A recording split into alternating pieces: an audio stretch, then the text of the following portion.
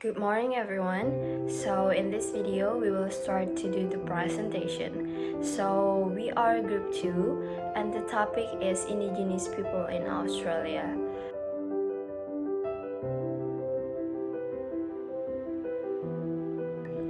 And I will start the presentation. So we start in introduction.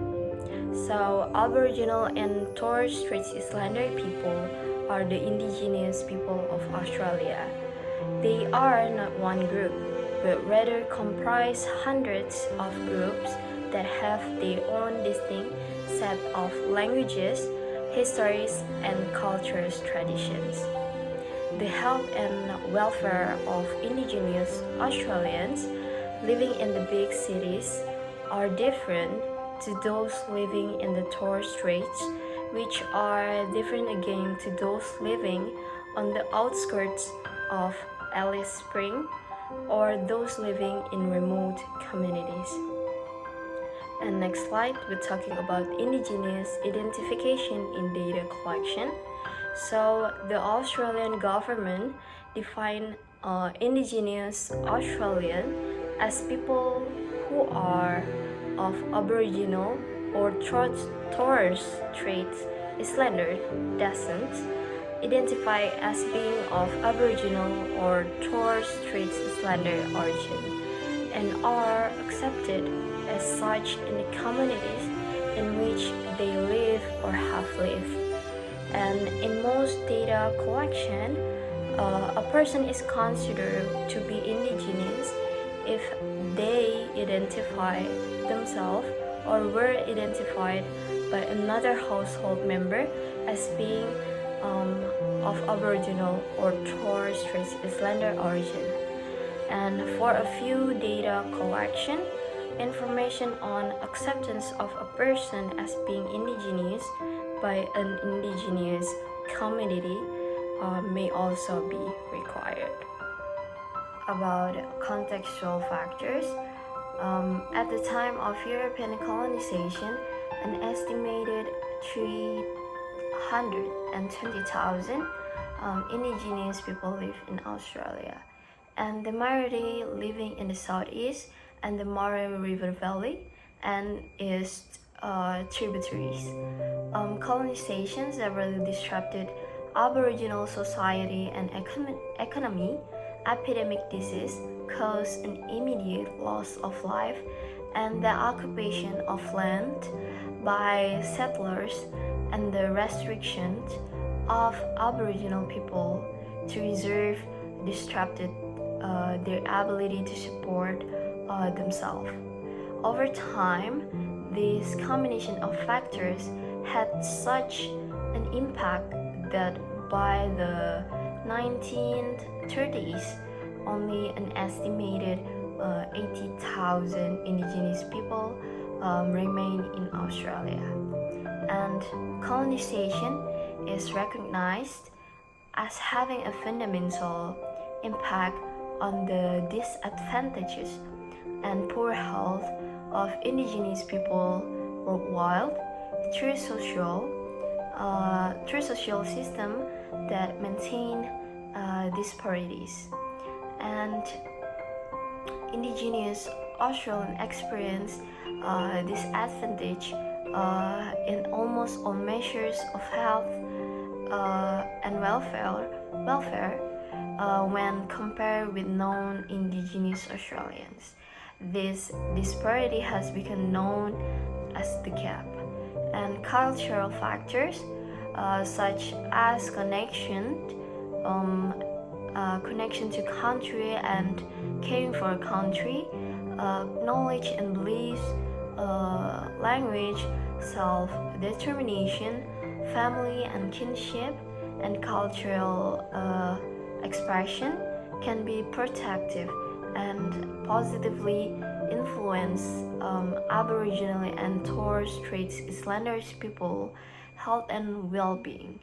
And in contrast, racism or racial discrimination and the legacy of colonization are associated with poorer physical and mental health. Population size and location. In 2016, an estimated of more than 7,000 Aboriginal and Torres Strait Islander people were in Australia, representing 3.3% of the total Australian population. According to ABS estimates and projections, Aboriginal and Torres Strait Islander Australian 2019.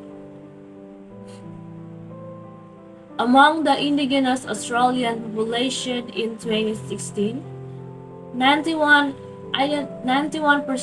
identified as being of Aboriginal origin, an estimated of 7,027.500 people.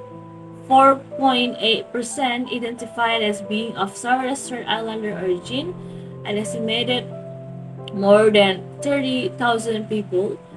4.0% were of both Aboriginal and Torres Strait Islander origin, an estimated of more than 30,000 people, according to ABS 28A. Based on the Australian Bureau of Statistics, or ABS, projections, the number of Indigenous Australians in 2021 was estimated to be 881.600. The Indigenous Australian population is projected to reach about 1.1 million people by 2031. ABS Cultural Identification, National Aboriginal and Torres Strait Islander Health Survey, Table Builder, 2019. About Indigenous populations estimates, the ABS produced estimated resident populations, or ERPS, for Indigenous Australians every 5 years, the census years, with the latest available relating to 2016. The ABS also produced backcast estimates for years before the census year and projections for future years based on the latest census year estimates, along with assumptions about births, deaths, and migration. Now we're moving on into age distribution. The Indigenous population has a relatively young age structure. In 2016, the median age was 23.0 years, compared with 37.8 for non-Indigenous Australians, according to ABS estimates of Aboriginal and Torres Strait Islander Australians 2018. In 2021, a projected 32% of Indigenous Australians are aged under 15, compared with 18% of non-Indigenous Australians, and only 5.4% of Indigenous Australians are aged 65 and over, compared with 17% of non-Indigenous Australians. Geographic distribution. Indigenous Australians live in all parts of the nation, from cities to remote tropical and desert areas. Indigenous Australians are more likely to live in urban and regional areas than remote areas, though the proportion of the total population who are Indigenous is generally higher in more remote areas. About 38%, or 337,400, live in major cities, 44%, or 389,200, live in inner and outer regional areas, 18%, or 154,900, live in remote and very remote areas, combined. Language and culture. Indigenous communities pass on knowledge, tradition, ceremony, and culture from one generation to the next through language, performance, protection of significant sites, storytelling, and the teachings of elders. Cultural factors such as connection to community, land, and spirituality are important for the social and emotional well-being of Indigenous Australians. In the 2016 census of population and housing, 1 in 10, or 9.8% Indigenous Australians reported that they spoke an Indigenous language at home. With over 150 different Indigenous languages being spoken, the most common Indigenous language spoken at home was Creole, about 11%, followed by Yumplatok, Torres Strait, Seroil, 9.4%, and Jampat Pyungu, 6.7%.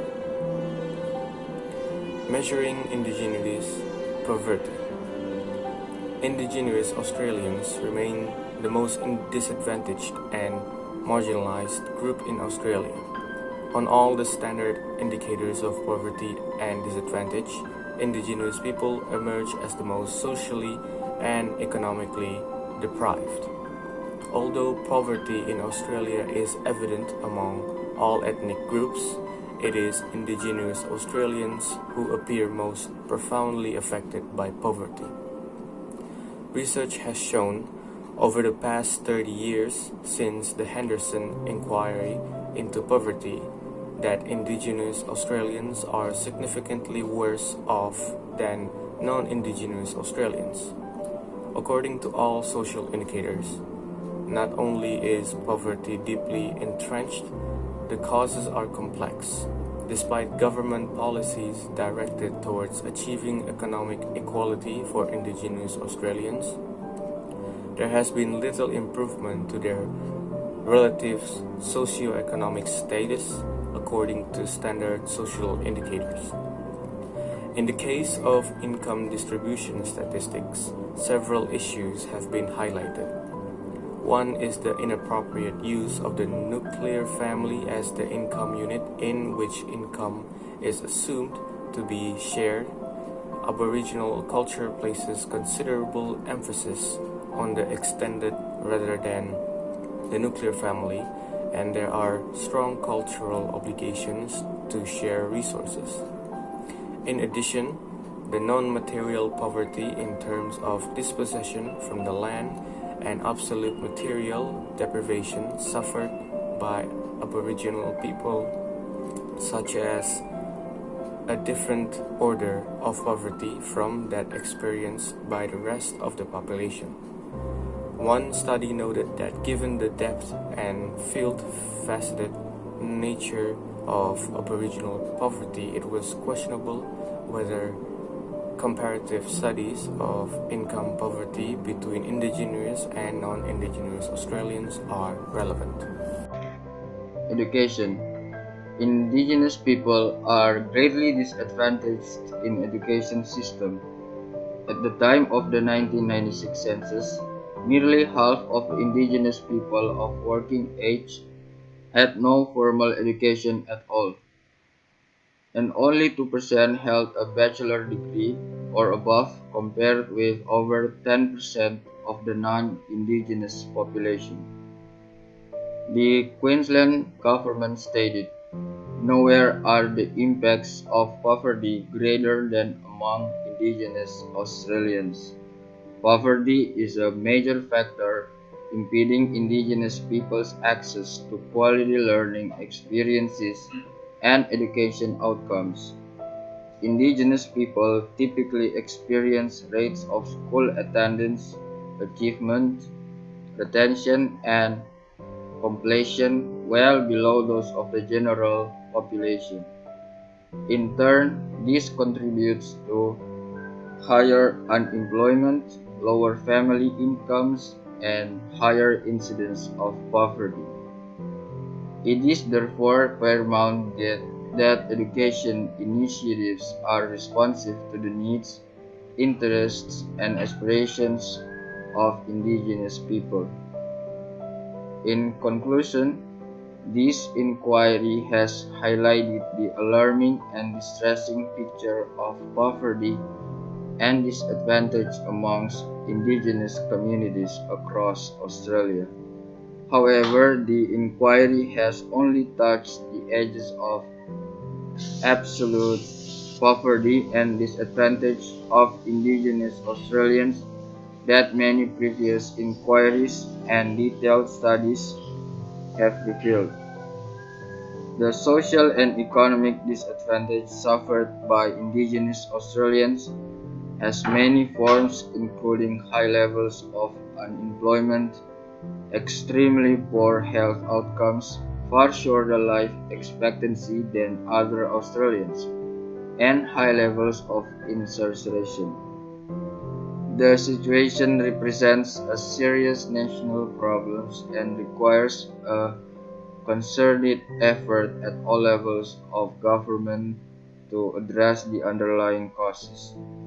A future challenge for governments will involve implementing approaches that recognize the heterogeneity of indigenous life influenced by the decision made by indigenous people in terms of how and where they want to live.